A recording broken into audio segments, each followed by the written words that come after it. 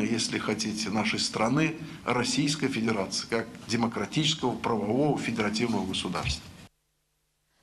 Еще услышимся. Несмотря на то, что проводное радио в сентябре ликвидируют, ГТРК «Татарстан» в зону тишины не попадает. Новости республики берут частоту и на ультракоротких волнах. Дарья Бакунина расскажет о том, как настроиться слушателям. Ничего себе, салют.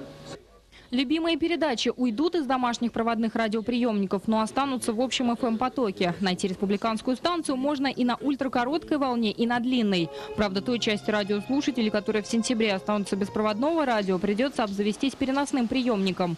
Новый аппарат станет долгоиграющим. Потратившись единожды, больше не нужно будет платить за вещание ежемесячно. Если они подберут маленькие приемники, настроить, ряд области есть такие, настроить, и они постоянно, хотя для них это будет дешевле. Один раз настроил, и этот, а сейчас в последние годы обслуживание по проводной линии было очень плохое. Я по маленькому приемнику слушаю сам.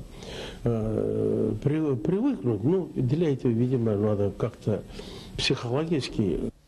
Федеральные законы, полезная информация, литературные, музыкальные передачи, новости, ежедневные в круглосуточном режиме. Республика не потеряет связь с радио ГТРК «Татарстан» ни на минуту. Слушателям теперь придется запомнить заветные цифры любимой волны. Например, казанская частота на ультракоротких волнах 68,48, на длинных 252.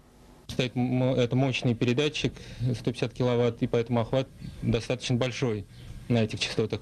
А по республике в районах есть привязки, ставят тоже ультракоротковолновые передатчики, и происходит тоже радиовещание, но только уже более там локальные такие сети.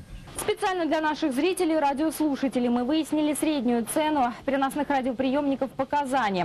Вот такой вот, как нас уверили продавцы, самый простой, но надежный аппарат стоит около 300 рублей.